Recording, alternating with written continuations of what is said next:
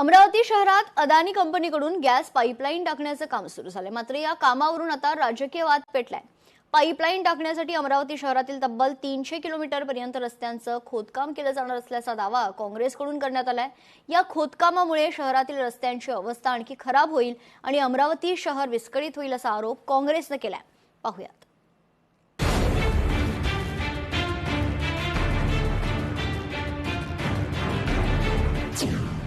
Gas पाईपलाईनसाठी 300 किलोमीटरचं खोदकाम। अमरावतीत अदानींच्या गॅस पाईपलाईनवर काँग्रेसचा आक्षेप। खोदकामाविरोधात काँग्रेसचा जनआंदोलनाचा इशारा। अमरावती शहरात गॅस पाईपलाईन टाकण्याच्या कामाला सुरुवात झाली आहे। शहरातील विविध भागांमधून जमीन खोदून पाईपलाईन टाकली जाणार आहे। या प्रकल्पासाठी अमरावती महानगरपालिका क्षेत्रातील सुमारे 300 किलोमीटर पर्यंत रस्त्यांचं खोदकाम होणार आहे। पाईपलाईन टाकल्यानंतर खोदलेले रस्ते पूर्ववत करण्याची जबाबदारी कोणाची? रस्त्यांचा दर्जा कसा राखला जाणार आणि नागरिकांना होणाऱ्या त्रासाची भरपाई कशी केली जाणार असे सवाल आता उपस्थित होत आहेत। अमरावती महानगरपालिकेचे विरोधी पक्षनेते विलास इंगोले यांनी अदानी कंपनीवर जोरदार टीका करत अमरावती शहर विकत घेऊनच विकास करा अशी खोचक प्रतिक्रिया दिली आहे। या संपूर्ण प्रकरणावर काँग्रेसने तीव्र आंदोलनाचा इशारा दिलाय।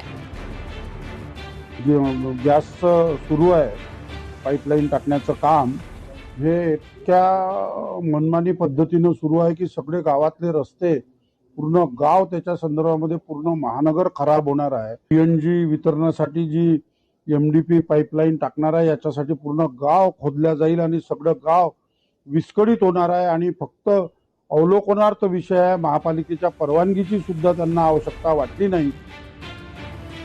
अमरावती शहरातील अनेक रस्ते आधीच खराब अवस्थेत आहेत, त्यात आता गॅस पाईपलाईनसाठी मोठ्या प्रमाणात खोदकाम झाल्यास अमरावती शहरातील वाहतुकीवर आणि नागरिकांच्या दैनंदिन जीवनावर परिणाम होण्याची शक्यता आहे।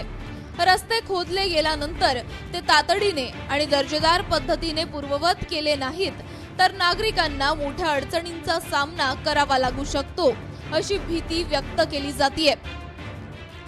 आता हा विषय नुसता आंदोलनाचा नाही आहे, कारण या विषयाला महानगरपालिकेचे महापौर उपमहापौर हे विरोध करतात का हे जनतेने पाहायला हवं।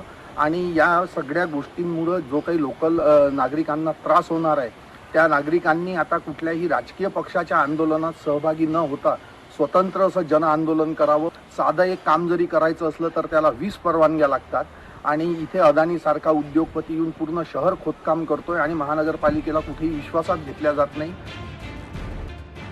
या प्रकल्पावर काँग्रेसने केवळ रस्त्यांच्या मुद्द्यावरच आक्षेप घेतलेला नाही तर स्थानिक स्वराज्य संस्थेच्या अधिकारांचाही मुद्दा उपस्थित केलाय।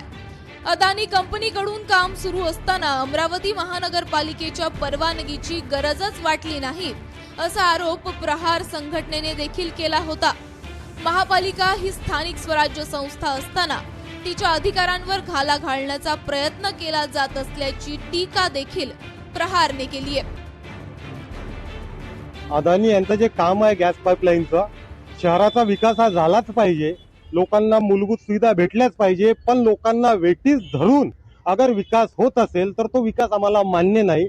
तसेच अमरावती शहराचे रोडमध्ये एवढे गड्डे आहे की गड्ड्यात रोड आहे का रोडमध्ये गड्डा आहे लोकांना समजत नाही आहे आणि या कामामुळे हे जे आणखीन गड्डे होणार आहे याचा दुष्परिणाम हा सर्वसामान्य नागरिकाला भोगावाच लागेल। त्यांच्याजवळ महानगरपालिका असो, पीडब्ल्यूडी असो किंवा अग्निशामक दल असो, त्यांच्याजवळ एकही एनओसी नाही आहे आणि कामाची कोणतीच त्यांच्याजवळ क्वालिटी नाही आहे।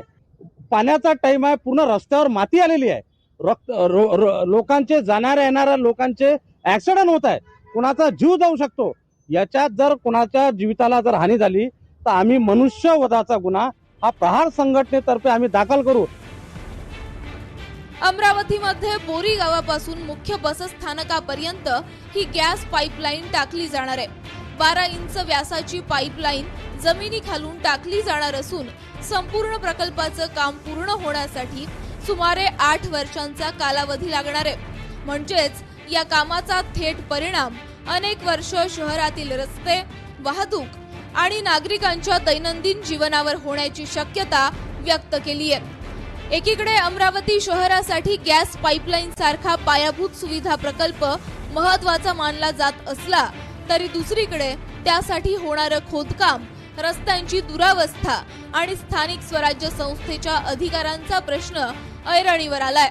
त्यामुळे आता प्रशासन आणि संबंधित कंपनी या आरोपांवर काय भूमिका मांडते, तसेच खोदले जाणारे रस्ते पूर्ववत करण्याबाबत काय नियोजन केलं जातं, याकडे आता अमरावतीकरांचं लक्ष लागलंय।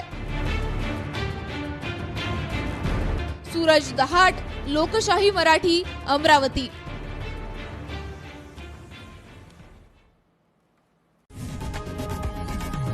लोकशाही मराठी, ऐका, पहा, जागरूक रहा।